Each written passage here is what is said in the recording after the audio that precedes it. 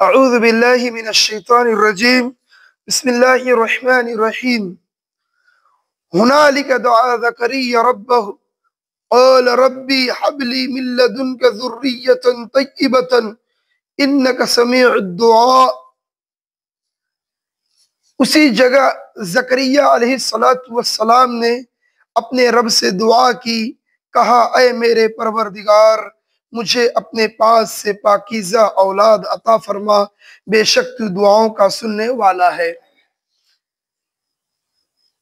फनादतहुल मलाइकतु वहुव क़ाइमुन युसल्ली fill मिहराब अन्नल्लाह युबश्शिरुका बियहया मुसद्दिक़न बिकलिमातिन मिनल्लाहि व सय्यदन व हसूरन व नबिय्यन मिनस सालिहीन। बस फरिश्तों ने उन्हें आवाज दी जबकि वो हुजरे में खड़े नमाज पढ़ रहे थे कि अल्लाह ताला तुझे यहया अलैहिस्सलातु वस्सलाम की यकीनी खुशखबरी देता है। देखिए, इस आयत करीमा के अंदर जब ज़करिया अलैहिस्सलातु वस्सलाम ने देखा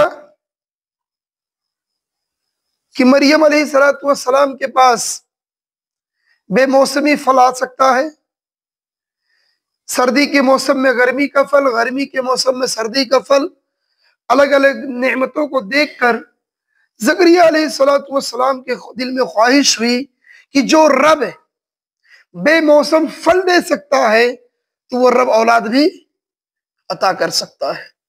तो रब्बुल आलमीन से उन्होंने दुआ मांगी।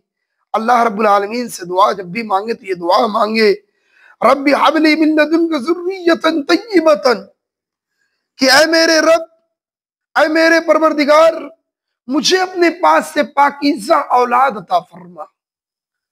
जब आप पाकीज़ा औलाद मांगेंगे तो रब्बुल आलमीन आपको नेक सालेह औलाद देगा। सिर्फ औलाद नहीं मांगना चाहिए अल्लाह से, अल्लाह मुझे बेटा दे दे, अल्लाह मुझे बेटी दे दे। तैयब, पाक, साफ, नेक, सालेह, ईमानदार औलाद अता फरमाए। ऐसी औलाद दे जो मेरी आंखों की ठंडक हो, दिल का सुकून हो, जिंदगी की राहत हो।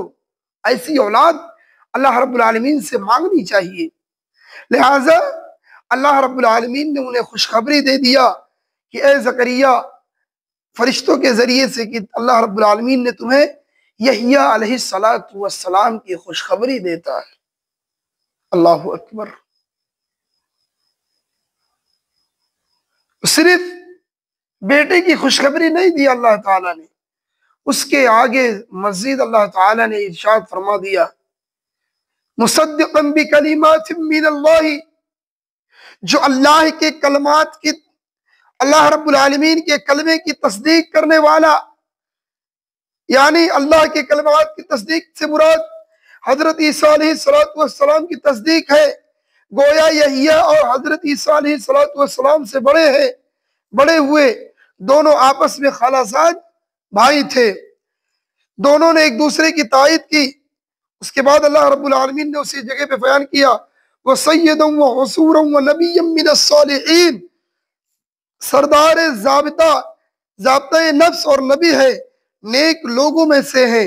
सैयद कहते हैं कि सरदार, सैयद के माने सरदार, और हुसूर के माने, हुसूरन के माने होते हैं गुनाहों से पाक, यानी गुनाहों से करीब नहीं फटकना, गोया कि उनसे रोक दिया गया। यानी हुसूरन बमाना मासूर, बाज के नजदीक अलग अलग माने मुराद है, लेकिन पाक बाज, नेक, सालेह माने मुराद है। यानी मूसा ईसा यहया अलैहिस्सलातु वस्सलाम, ये ईसा अलैहिस्सलातु वस्सलाम के भी तस्दीक करने वाले हैं, और ईसा अलैहिस्सलातु वस्सलाम यहया अलैहिस्सलाम से बड़े हैं। तो अल्लाह रब्बुल आलमीन ने औलाद भी अता किया, तो कैसा, वह सय्यदन व हुसूरन, नेक सालेह औलाद अता किया, ऐसा सरदार दिया जो नेक हो, पाकबाज, जो गुनाहों से पाक साफ हो। इसमें आयत करीमा में एक चीज और मिलता है कि जब भी औलाद की जरूरत पेश आए तो किससे मांगनी चाहिए? अल्लाह से औलाद मांगनी चाहिए। बेटा बेटी देने वाली जात अल्लाह रब्बुल आलमीन की है।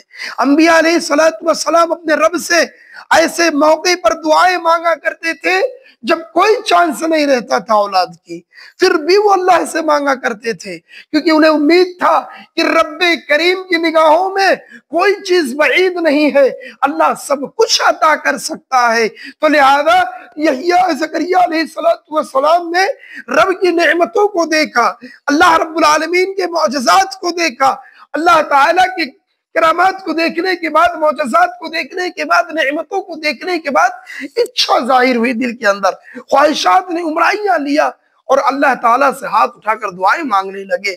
ऐ मेरे रब, तू बेमौसम फल देने वाला है, ऐ अल्लाह तू मुझे औलाद अता कर दे, अल्लाह तू मुझे नेक साले औलाद अता कर दे रब्बुल आलमीन। अल्लाह रब्बुल आलमीन ने दिखा दिया करिश्मा। अल्लाह रब्बुल आलमीन ने ज़करिया अलैहिस्सलातु वस्सलाम की जिंदगी में यहिया अलैहिस्सलातु वस्सलाम की खुशखबरी दे दिया, और यहिया अलैहिस्सलातु वस्सलाम ये ईसा अलैहिस्सलातु वस्सलाम की तस्दीक करने वाले थे।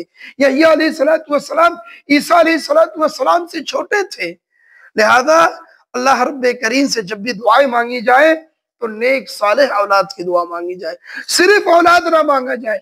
आए अल्लाह मुझे नेक सालेह सही सालिम औलाद अता फरमा, ऐसी औलाद जो परहेजगार हो, सही सालिम हो, तमाम बीमारियों से महफूज हो, ऐसी औलाद अल्लाह से मांगो।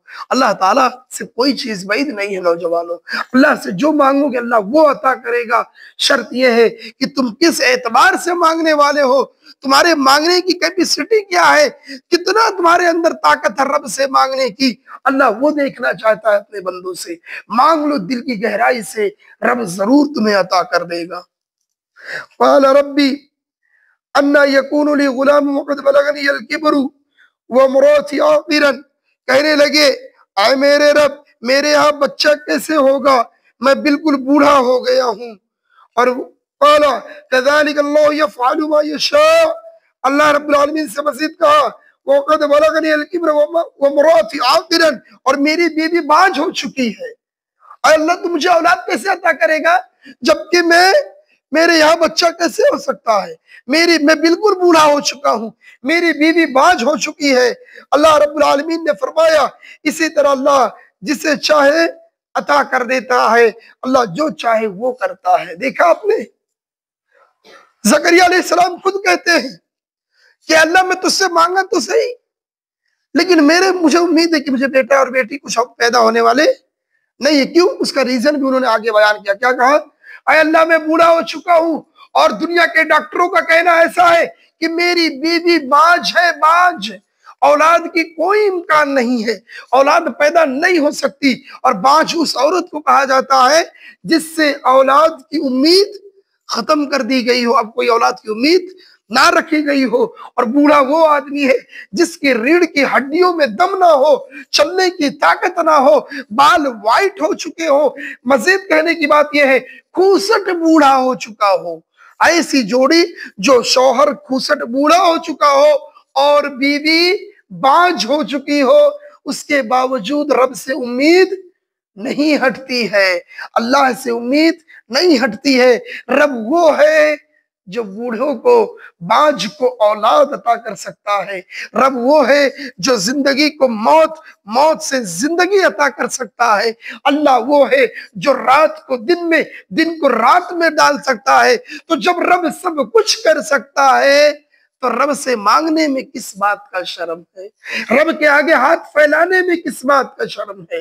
तौहीद पर आओ, अल्लाह रब्बुल आलमीन की वहदानियत का इकरार करो, अल्लाह से मांग कर देखो, दिल की आवाज रब के दरबार में पहुंचाओ, फिर देखो आपकी आवाज की जवाब अल्लाह कैसे अता करता है, किन शक्लों में अता करता है।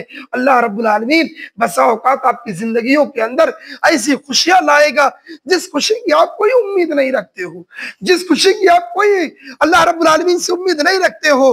फिर भी रब से जब तुम दिल की गहराइयों से कोई चीज सवाल करोगे तो अल्लाह ऐसे ही अता करेगा जैसा कि ज़करिया अलैहिस्सलातु वस्सलाम को बुढ़ापे में और बीवी के बांझ होने के बावजूद रब्बुल इज्जत ने बेटे की खुशखबरी दे दिया। लिहाजा मुअज़्ज़ज़ नाज़रीन, जब भी किसी चीज की जरूरत पेश आए तो अक़ीदे तौहीद पर साबित कदम रहते हुए अल्लाह के आगे हाथ फैलाओ, रब से मांग लो, अल्लाह के आगे झोली फैला लो, गिड़गिड़ा लो। वही रब है जो जितना झुकता है उसके आगे अल्लाह उसके दर्जात को उतना ही बुलंद करता है, जो जितना पस्त करता है अपने आप को अल्लाह उसको उतना ही उरूज पे पहुंचाता है, और जो बंदा जितना ही अपने दरबार को, जितना ही अपनी पेशानी को किसी और के दर पर ले जाता है अल्लाह उसको और जवाल लाता है, उसकी जिंदगी में तबाही लाता है। लिहाजा झुकने और झुकाने का सिर्फ एक ही जगह है, वो है रब के आगे अपने आप को पस्त कर देना, अपने आप को